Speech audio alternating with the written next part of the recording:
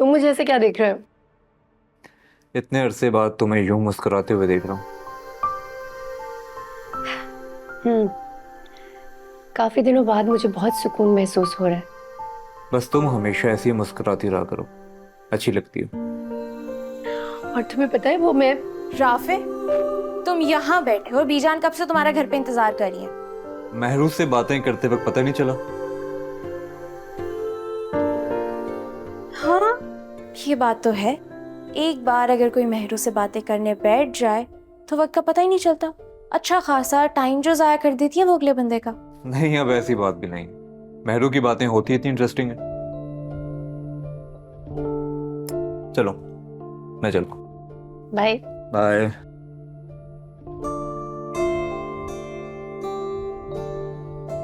महरू, एक बात तो बताओ, हम्म। तुमने राफे पे ऐसा कौन सा वजीफा पढ़ के दम किया है जो वो तुम्हारे पीछे इतना पागल है, तुम्हारी ही तारीफें करता रहता है हर वक्त। मैं सोच रही हूँ कि मैं वो वजीफा तुम्हें भी बता दूं।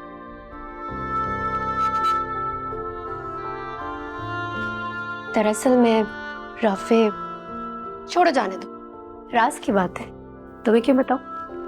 लेकिन तुम जरा मुझसे बचकर रहना। कहीं ऐसा ना हो कि वो वजीफा मैं पढ़कर तुम पे भी दम कर दूं। फिर तुम भी मेरे गुन गाती रहो, मेरी तारीफें करती रहो, और सबको लगे कि रुच तो पागल है, मेहरू की तारीफें ही करती रहती है। ख्याल रखो अपना। अम्मा कहाँ है? अम्मा घर पर नहीं है। कहाँ गई? वो बाजार गई हुई है कुछ काम से, लेकिन काफी देर से गई हुई है। अब तक तो आ जाना चाहिए था। अरे, भाभी की तो पुरानी आदत है। बाहर जाती है ना कुछ लेने तो 2-2.5 घंटे से पहले घर वापस नहीं आती। ये जानने वाला मिल गया होगा, उसके घर जाके बैठ गई होंगी आस पड़ोस में। जाओ ना बेटा, अम्मी को कॉल करो, बताओ बीच आना ही हूँ। चाची अम्मी फोन लेकर नहीं गई है। अरे, इतनी लापरवाही! मोबाइल तो आजकल घर घर की जरूरत बन गया है। फोन तो लेके जाना चाहिए ना, कम से कम कोई जरूरी काम हो तो कॉल तो कर ले। बीजान के लिए चाय बनाओ जाके। शाबाश। ठीक है। अरे, कसूर भाभी का नहीं है बीजान। ये बच्चियां मोबाइल की जान छोड़ें तो वो अपने साथ लेके जाए ना। सारा दिन ये दोनों उसी में घुसी रहती हैं, पता नहीं कौन सा खजाना खोजती हैं। अरे, उरूज को जाके बताती हूँ आप आएंगे। सुबह से मेरी जान खाई हुई है, कब आएंगी मेरी प्यारी बीजान। आपको तो पता है, जिस दिन आपको आना होता है मेरी बेटी तो पागल हो रही होती है। हाँ, बहुत मोहब्बत करने वाली बच्ची है। वैसे सच बताऊं परवीन, मेरा बड़ा दिल था उससे अपने घर की बहू बनाने का, पर अरे बीजान, रहने देना, ये तो नसीब के खेल है। इसके आगे हम आप सभी बेबस। उरूज को बता के आती हूँ। उरूज।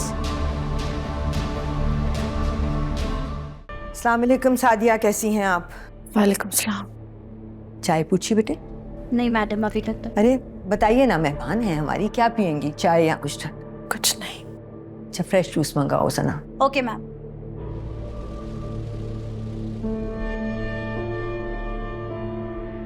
फिर क्या सोचा है आपने? सोचने के लिए कुछ बचा ही नहीं है। जब से शानी गया है ऐसा लगता है मेरे दिमाग ने काम करना ही बंद कर दिया। देखिए, ये जान तो अल्लाह की अमानत है, जब उसकी मर्जी ले ले हमसे। पहले भी आपसे मैंने यही कहा था कि जाने वाले को तो वापस नहीं ला सकते, लेकिन अगर आप मुझे मौका दें तो मैं आपके दुखों का मदावा करना चाहती हूँ। मैं खुद एक माँ हूँ, आपकी तकलीफ को समझ सकती हूँ, इसीलिए अनजाने में मेरे बेटे से जो गुनाह हो गया है, हाथ जोड़कर आपसे उसकी माफी मांगना चाहती हूँ। हमारी तो जैसे जिंदगी ही खत्म हो गई। क्या कहें, एक हादसा था। हादसा तो कभी भी कहीं भी किसी के साथ भी हो सकता है ना। अगर इस हादसे में आपका नुकसान हुआ है तो यकीन करें हम भी कम तकलीफ में नहीं हैं। जैसे शानी आपका बहुत प्यारा लाडला बेटा था, वैसे ही जहन है मेरे लिए। आपने अपना बेटा खोया है, मैं अपने बेटे को खोना नहीं चाहती। एक माँ के दुख को आपसे बेहतर कौन समझ सकता है सादिया। इसलिए इसे एक माँ की दूसरी माँ से रिक्वेस्ट समझे। आप प्लीज अपना केस वापस ले लें। आप समझ रही हैं ना मैं क्या कहना चाह रही हूँ। मैं खुद समन शाह को रोते हुए देख कर आई हूँ। किस चीज की कमी है उस औरत के पास? रुपया, पैसा, शान शौकत सब कुछ तो है, लेकिन फिर भी वो अपनी औलाद के लिए ऐसे तड़प रही थी जैसे कि मैं शानी के लिए। समन शाह की आंखों में आंसू देखे और आपका दिल पिघल गया। अम्मी आप क्यों नहीं समझती, उनके आंसुओं में भी खुदगर्जी है। उस वक्त कहाँ थे उनके ये आंसू जब मेरा भाई मरा था? आंसू तो दूर, उनके चेहरे पर एक जरा सा दर्द का एहसास भी नहीं था, बल्कि खुशियां मना रहे थे वो लोग। मुझे पता है मेहरू, शानी बेटा था मेरा, और उसकी मौत का सदमा मुझसे ज्यादा तो तुम्हें था ना। अम्मी आपको जाने नहीं चाहिए था वहां पर, क्यों गई आप उनके साथ? फायजा तुम ही समझाओ इसे, जो होना था सो हो गया।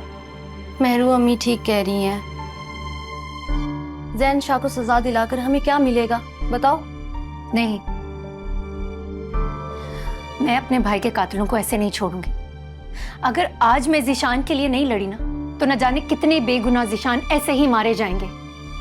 इस सिस्टम को बदलना होगा। जैन शाह जैसे लोगों को बताना होगा कि गरीब का खून इतना सस्ता नहीं है जिसे जब चाहा जहां चाहा बहा दिया। देख रही हो तुम इसे? समझ में ही नहीं आ रहा ये लड़की करना क्या चाहती है। अम्मी आप तो परेशान ना हो, फिर तबीयत खराब हो जाएगी आपकी। अम्मी, आप ये जो भी कर रही है ना, बिल्कुल ठीक कर रही है। मैं इनके साथ हूँ। हम जो भी कर रहे हैं जैन तुम्हारी बेहतरी के लिए कर रहे हैं। मत करे मेरी बेहतरी, छोड़ दे मेरी जान। जाओ यहां से, मुझे मजीद गुस्सा मत चढ़ाना। Just go. Shahnawaz please tell him to go. Jain तुम जाओ। भाई लेकिन don't raise your voice. Go. I said leave.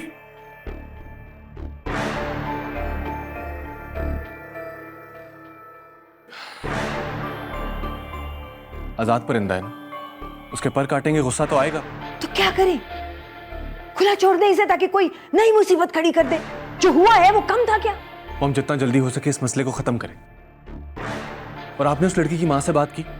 क्या कहा उन्होंने? मैंने तो समझाने की कोशिश की थी, हो सकता है मान जाए।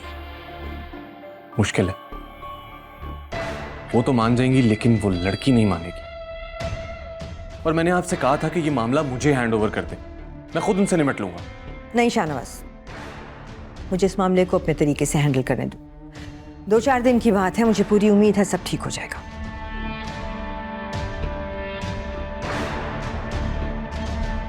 दाऊद को भेजें।